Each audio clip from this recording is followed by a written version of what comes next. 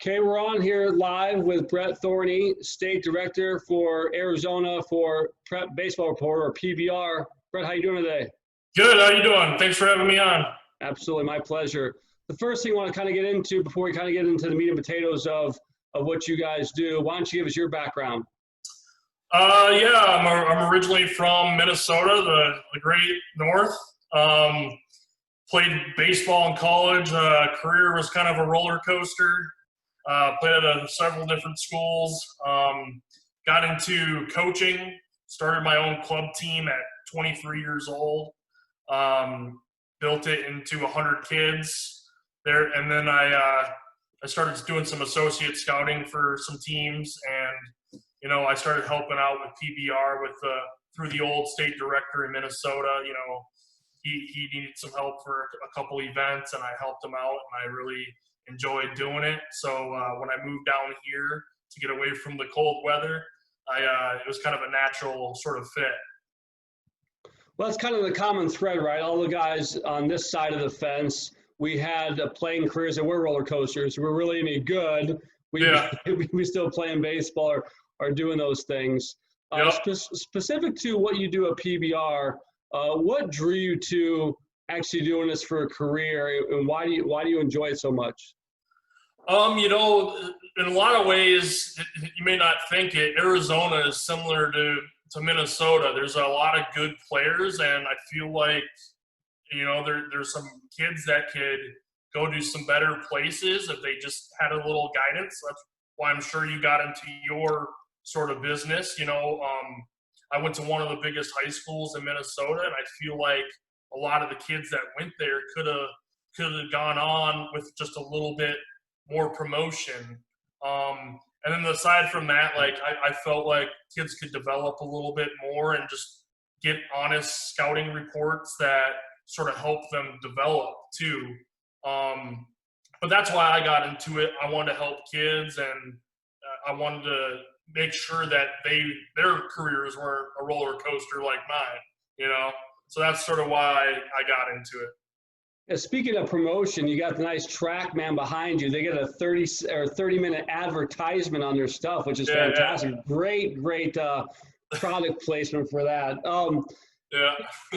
For PBR, it's perceived differently in different states. It has a long history in the Midwest. It's been a staple there longer. Where we live in Arizona, not as much. Yeah. How would you describe PBR or Prep Baseball Report to the parent or player as far as what it is and what it does specifically? Well, it started in Chicago. Sean Duncan and his crew there started it in Chicago, and it sort of trickled out from there. It started just as like a magazine highlighting prep sports in that regard, and it got more into scouting, more into evaluation. So they put on events. We go out to games to evaluate prospects. There's a lot that goes into that. Our main priority is sort of identifying the players in the state throughout the whole state, whether they're on, they're freshmen to seniors. We want to try to tell people who the best players are, and not necessarily the best, but all players are and what they bring to the table. But from there, we're a service that creates reports, scouting reports, highlights baseball in general, high school games. We want to be kind of a one-stop shop for amateur baseball, whether that's pro, JUCO, Division I, and high school. So, our priority is just to highlight players and give as much content as possible, basically. When we talk to parents that are pretty new to the process as far as what we do, many of them that don't know a lot about this side of the industry, they'll mention, he's got to do a perfect game tournament. He's got to be ranked by PG. And so they've had a longer track record as far as database of players and tournaments. And obviously, kind of being a newer kid in the block, what do you think separates yourself, what you guys do versus a perfect game? Every region is sort of different. Where I'm from, perfect game, there's nothing in Minnesota perfect game-wise. I would say what separates the two mainly is being on the local level. PBR's got a state director and almost all 50 states now, and I think eventually it will. PBR staff gets to know their players on more of a personal level, I think, just because they're seeing kids more. Staff is out at games every single night, pretty much. Like before the season got shut down, I went to 2 games a night, and more than that in the summer. And there's guys doing that in every state we're in, So I think just on a local level, we're getting to know the players a little bit more and able to put out more accurate reports because of that. We just got into the tournament game. We have a PBR tournaments division, and that's sort of taken off a little bit. And I think eventually that's going to be huge too. And I think that's where PG sort of developed their rep as more of a tournaments company. And I think eventually here, Arizona is, they're learning what PBR is a little bit more now, and it's going to be like it is in the rest of the country with more time, One of the things I recommend the players we work with, they'll say, hey, do we need to do an event and stuff too? And oftentimes they say, hey, listen, I think that the value for me, one of the biggest values is they can go there and get their metrics. In 2020, science in baseball has exploded. Yeah. Technology has exploded, and it's one way that coaches can speak across, levels of competition in states is the language of data. Yeah. How have you guys use the data that you provide? How do you decide what data you use, and where is the data going as far as what you guys are measuring? Data is huge. Obviously, if you're not adapting to the changes in baseball right now, you're sort of behind. As you mentioned before, I got a TrackMan unit behind me. Data is going to just get more and more popular, and it only helps. It helps broaden a scouting report. It helps kind of tell you what a player is doing instead of just guesswork. A lot of scouting is opinion sometimes. This will help be more accurate in some of those opinions. It's just growing. We're partnered with TrackMan, Blast, Visual Edge now, Driveline. Those are the sort of industry leaders in data analytics, and we were one of them in scouting. So partnering with all those companies is just going to make a scouting report that much better. And before, like you said, like you want players to come get metrics, it helps them get better now too. So if you show like a downward swing, choppy swing, they might learn that and become more flat through the zone, so it helps in getting metrics and development now. I'm a former teacher in my past life. I taught for 5 years, and one of the things as a teacher, you want to say teaching is an art, but sometimes you would get graded and evaluated on how they do state-based tests.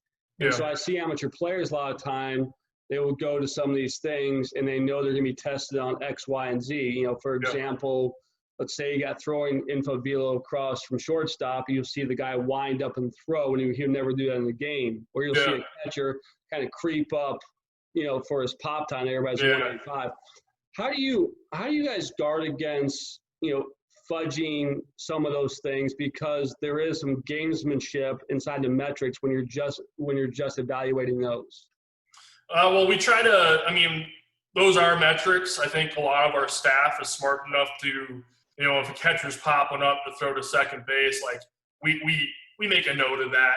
We try to safeguard that as much as we can. Obviously, a pop time in a showcase is lower than in game, and I think most scouts know that these days, so they adjust their parameters. But with our new technology and stuff, there's going to be less and less just like exit velocity off of a tee. So it's going to be, kids aren't going to prepare for that as much. I remember when I ran my own club team, I would spend like 2 hours before the event hitting off a tee with my guys just to show them like how to get the highest time they can get. I think there's going to be less and less of that with the new tools we got, and it's going to be a lot harder to prepare. So then you'll get on like an even plane with some kids. They'll not be able to do that sort of stuff. But no, I don't know if that answers your question or not. Well, there's a little bit. What in your mind, what do you think the most important offensive metric is on the hitting side and the pitching side. I don't know if they've developed a defensive one as yet. Maybe they have. I just don't know about it. But what would you say is the one or two metrics a parent should care about when they're evaluating their son's numbers? What do you think is important? Honestly, I think number one is sort of it's harder to control. Some kids are better at it than others. It's their body.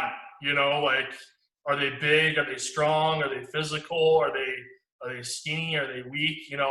That's the number one thing. Is like a kid that's 220 pounds that's got some juice. When he hits the ball bad, it's going to be hit hard still. You know what I mean? If a kid that's 160 hits the ball bad, where's it going to go? You know what I mean? I think that's the number one. The eye test is the number one thing. But other than that, it's consistent barrel contact. Getting through the zone. There's a lot of things that go into it. I wouldn't say that for me there's one thing that separates a player from another. It's multiple things in one. Obviously, exit velocity it's a big attractor, and kid's got juice if he's got a higher exit velocity. But can he bring that to the game and consistently barrel up a ball? So for me, that's a tough question. There's a lot of things that go into it. Good.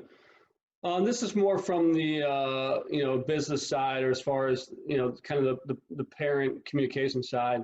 I'm sure you've had players show up to an event, and let's just say the pitcher, for example, is 85 miles per hour, and he shows up to an event and he's 80 miles per hour. Yeah. And obviously they leave the event, they're disappointed, and now all of a sudden that number is posted on the site somewhere, and the parent calls in and says, "Hey, he's 85. He showed it." How do you handle something like that? I mean, that's tough. Like we get sent videos all the time that a kid throws 85, and then we see him and he's 82, and we sort of question our stuff too. But we have multiple guns going, TrackMan now. We'll be able to see that. But then from our showcases, that's not the only thing we do. Like if we see a kid, like we go see them play, we'll see them eventually at a game to see if they're similar or different, and hopefully we learn what he is in game priority. But that's why we won't just do showcases. Sometimes we'll do top prospect games where there's games involved and stuff like that. But we do our best to obviously you got to see a kid multiple times. Like I coached some college for a little bit. Like you don't recruit a kid based on just one time seeing the kid. You know what I mean? So like PBR's sort of philosophy is we want kids to come to more than one event. That's why our prices are a little bit or more affordable than some services. We want kids to come more so we can see them more and they get more updates. You know what I mean? I think that's why colleges sort of like our profiles a lot, is because they can click on a kid or search a kid and they see multiple updates on a kid. So eventually I wouldn't worry about it if I were a kid too much. If he knows he's 85 and he threw 80, come to another event or we'll see ya. I wouldn't take it too personal. Let's talk about your price point. What's a typical, price point for what you guys, charge, and what can a player and a family expect for that cost? It varies from event to event, whether it's invite only or open, or there's a games involved. So that's a tough question to answer. They're all on our site. We don't hide them or anything like that, and there's no extra fees. But invite only events, it's usually the top dogs, and we use TrackMan now. We use Visual Edge. We use Blast Motion. So they'll get a lot more data analytics than they've got in the past. But, we'll run a 60. We'll do positional work. We'll do on-the-field BP, exit velocity testing, and then some events will have a game. But price point, they're like $300 or lower sometimes. Sometimes they're a little higher depending on the event. But in my opinion, they're pretty affordable. You'll get to see some events out there that charge over $1,200 for an event, which is pretty nuts. But that's our sort of philosophy. We want a kid to come 3 times before he hits that price of $1,200, more than that. But our national events, they're very minimal priced. We want the best kids to come to those events, and we barely charge anything for those just to cover some expenses. But those national events, we have the top dogs at those things. Yeah, I kind of see the same correlation on school camps, right? I mean, some college camps, the cheaper priced ones where they actually want players to show up so they can evaluate them. The higher priced ones, a little bit more instructional as far as what they're trying to do for players. The rankings, people ask all the time, why do rankings? I'm like, because people care about them. That's why they do rankings. I mean, everybody wants a list. I find myself when I'm searching whatever, I like a list of, that's what I like. And so I like the rankings from the standpoint, it gets eyeballs on things as well. Yeah. Some people may disagree with that, but I like them personally. So my question to you is, how do you formulate the list from, say, even seniors through freshmen? Obviously, there's less eyeballs on freshmen, at least less of a track record. How do you formulate the list one? It's a it's a touchy subject. There's a lot of thought that goes into it. It's a lot harder to generate those lists than people think, and even than I thought. It's an adjustment for me. Especially being, I've been here almost a full year now, season canceled. When I first moved here, I didn't necessarily know I was going to get into PBR, so I wasn't paying attention to 20s right away, but I quickly sort of dove into that group. But what goes into it is, a lot of things we've been talking about, different aspects of the game. Obviously, you look into, before the event even starts, obviously the premier positions are pitcher, catcher, shortstop, center field. Those are good starting points. But, obviously, if a kid can hit and he plays third base and he's got a good arm, he's not going to be marked down anyway. But, there's just a lot of different variables that goes into it, and we do our best to get at games and see as many kids as possible where we can sort of compare two kids to each other and generate a list. And to be honest, sometimes some kids go under the radar and we miss a kid, and that's because we haven't seen him or he hasn't got his name out there as much, and don't take it personal, but our goal is to try to get to know everybody, but obviously, we take our showcases into account. We go to games and we take those into account, and just a bunch of different factors. So on top of that, piggybacking off that, is it more metric based or performance based, and is it more like present day? Here's who the best guys are, or is this who we think is going to be a guy? It's a little of all of them. Some of the guys at the top of the list are usually your more projectable, and they're pretty good players right now. There's some guys on the list that they might not perform every day yet, but they're really projectable, and in the future you'll probably see them pop out or get better.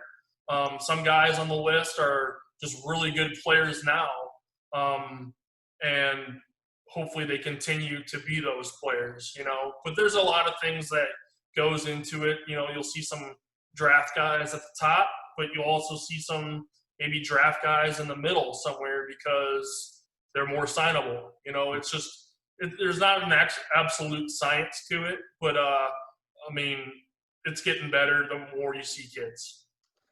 It would be really hard for me to formulate a list on the entire state. Arizona's a little bit dense on the Phoenix metro area, but you got some north, got some south, east, and west. Yeah. How do you begin? Because if I was a pro scout, it'd be pretty easy to formulate a draft list relative to the numbers of guys I got to look at versus the number of guys I need to care about. High school lists would seem a much harder project to me to really gather the good players from all areas. How do you do that?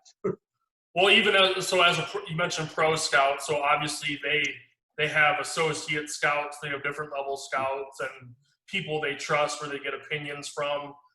For me, I've been developing relationships with a bunch of people in the state, and there's some people where I can lean on for some opinions and stuff like that.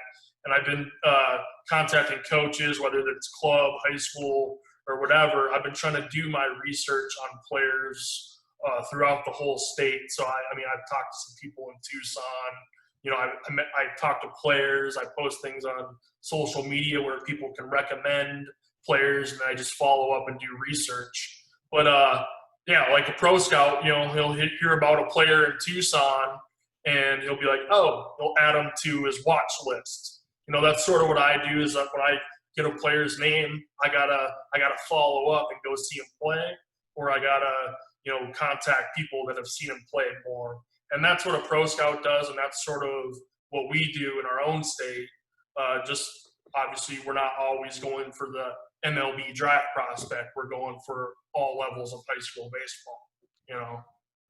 I can only imagine if you put out a list of the top 50 guys, you probably got 49 players and parents ticked off at you, not to mention the guys that were ranked because they were whatever too. Just human nature comes in those things.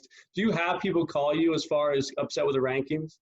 It's funny. Like I'm putting out a list of 23s today, actually, and there's only going to be 50 players on it. And some people are probably going to be upset that they're not on it. But it's only 50 players. Even I know that there's players that, especially down the road, that are going to be deserving of being on the list that aren't on the list yet. And all I can say is it's going to get better over time. And the more I see kids, or we see kids, and I don't take it too personal yet. Just keep working hard, keep getting better, control what you can control, and hopefully down the road we get you on it. But yeah, I get a couple people emailing. Our whole staff in every state gets people emailing, and it is what it is. And sometimes we see you on a bad day, sometimes we see you on a good day, and our job is to see you as much as possible where we can eliminate some of that. Well, yeah, I think that's just the nature of the beast. I've even seen club coaches that actually got coaches to the game to watch a player performed poorly, parent got upset with the coach and he's not helping him out. Like, listen, he brought guys to the yard. At that point in time, it's out of your hands. That's sort of why recruiting is recruiting. Like a D1 coach might see a kid on a good day, the other might see him on a bad day, and therefore the one that saw him on a good day gets him usually. You know what I mean? So that's why recruiting is big now, and that's why you got to be prepared. You got to just, like I tell players all the time, just focus on getting better in your development, and hopefully good things are gonna happen down the road. One of the best things I think PBR does, people kind of inside know about it, is the Futures Games in Georgia. Again, I may screw up some of these things, but it's usually an underclass game. So in this year, it'd be kind of your 22s and youngers, 22s and 23s, assuming everything kind of goes off. That's where a state like Arizona gets their best team together of players. They go to Georgia. They play in a tournament of all uncommitted players. I haven't been there, but I heard just a frenzy of college coaches there as well. Why don't you kind of describe, what that is and how that helps? It's funny. When I ran my club team, I had players go. I even had one kid that was the MVP that's committed to North Carolina. But they'd come back and they'd be like, Thorney, it was the most amazing tournament showcase I've ever been to. And I was just like, it's probably pretty good. But I went for the first time and coached Team Arizona last year, and there was like 300 plus 350 scouts there. Multiple schools are sending their whole staff, and just seeing the uncommitted players there, there's no showcase like it tournament-wise too. Each state is playing against Team Arizona, played against Team California, Team Nevada,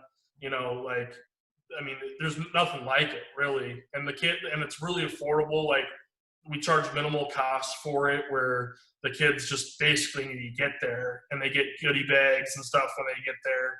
Like, it's really cool experience at Lake Point, all turf complex, night under the lights. It's amazing atmosphere there. But when you get invited to that thing, you pretty much go. Yeah, I think that the main thing that the players and coaches both want is viable options. If I'm a player and I want to spend money or time going to something for exposure purposes, I want to know that people watching me are guys I'd be interested in. And from the college coach's standpoint too, if I'm going to attend an event, more bang for the buck. If I go to a complex that has 14, 18 teams, you guys are all good players and all committed. Now I understand why, it gets to be a hot ticket item. My last question would be this, as parents, they got their kids entering high school, and again, I'm aware of the fact they are hearing a lot of different things from people like me, PBR, a lot of things. And my question to you is, what do you recommend as far as a family that enters high school or in 8th grade? When should they attend an event, and how often should they attend an event, for what reasons? I think each kid is different. It's obviously based on talent and how physical you are, how your body is, where you're at in the process, basically. Some kids are earlier. The first thing I would say is each kid's process is different. So it's a case-by-case basis. So just being prepared and getting honest feedback is going to be your main priority. I would say, as an 8th grader, it's not a huge rush to get into an event, but it would be good to get a baseline of where you're at in the process and stuff like that, because then afterwards where you are. And for us, for PBR, we want kids to come at an early age because we want to develop that huge profile and resume where a coach can come and see, oh man, this kid's got a lot better. He must be a hard worker or whatever, But like I said, I would say each kid is different, and for me, I would go earlier, but and then I would only attend a couple events here and there, and obviously more as you get older. But no, like I said, each kid is different, and getting an unbiased sort of feedback is helpful in the recruiting process and the development process. So that's where we try to hit, is help the kid, realize where he's at. Good. Well, I really appreciate your time today. Like I said, I think the reason I had you on, because some people would say we're competitors. I don't think we're competitors at all as far as what we do. I find that people that honestly really care about kids, whether running a business or not running a business, really have the whole big picture in mind. And I felt that you do care about kids. It's kind of why I had you on there as well. So I like that you're in Arizona. We're both promoters of high school baseball and kids going to the right place. And it's just really important for me to have families have the right information because there is a lot of noise. Everybody has an opinion, and everybody thinks they know what's best. So I appreciate what you're doing for the guys in Arizona, and thanks for coming on today. Appreciate it. Thanks for having me. All right, Brett, take care. Yep.